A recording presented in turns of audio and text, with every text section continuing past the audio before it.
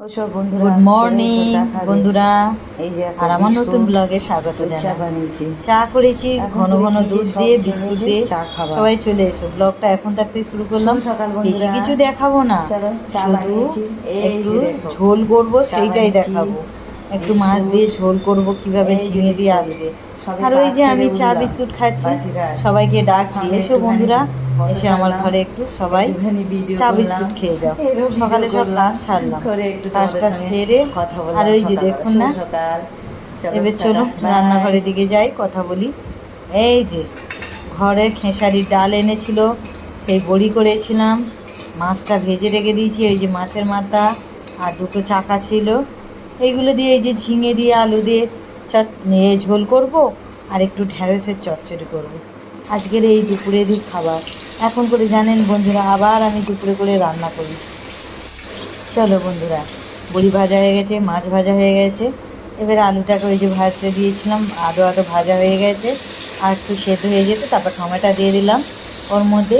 এই যে টমেটোটা দিয়ে একটু নুন দিয়ে ওটাকেও কিছুক্ষণ ভাজলাম, কেননা টমেটোটা একটু গলবে। তারপর আর এর মশলার মধ্যে কিছুই মশলা দেবো না, ঘরে ওই যে জিরে ধনে পাউডার গোলমরিচ সব ছিল, একটু আদা পাউডার দিলাম, একটু হলুদ গুঁড়ো, একটু সামান্য হালকা করে লঙ্কা গুঁড়ো। ঝোল বলে আঝালা ঝোল নয়, এরকম নর্মাল ঝোল। তারপরে ওই যে জিরে ধনে পাউডার সব দিয়ে ভালো করে, আগে একটু নুন বেশি করে দিয়ে দিয়েছি, সেই জন্য আর দেখালাম না। তারপরে মশলাটা কষে যেতে ওই যে ঝিঙে ডাঁটা ওইগুলো দিয়ে আবার তরকারিটাকে, এই মশলাটাকে সুন্দর করে আবার কষলাম। আমি ডাঁটা কিন্তু ভাজি না, আর ঝিঙেও ভাজি না, আমার মায়েদেরকেও কোনো দিন দেখিনি। তো যাই হোক, এবার বড়িটাও দিয়ে দিলাম, ঘরের বড়ি তো একটু শক্ত শক্ত হয়, একেবারে দিয়ে দিলাম। তারপর সেদ্ধ হয়ে যাবে, তারপর নামিয়ে নেবো।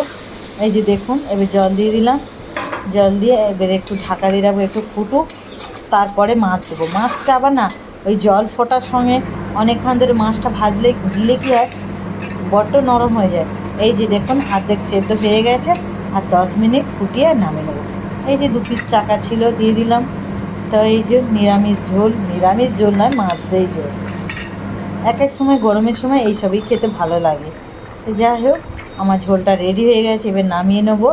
এই যে দেখুন, তরকারিটা কিন্তু দেখতে তো ভালোই হয়েছে, খেতেও দারুণ হয়েছিল। তারপরে এই যে ঢ্যাঁড়সের চচ্চড়ি আর ভাত বেরিয়েছি, আর ওই ঝোলটা দিয়ে খেয়ে নেবো। তা আমার আজকে ঝোলটা কেমন হলো বন্ধুরা, একটু কিন্তু কমেন্ট করে জানিও।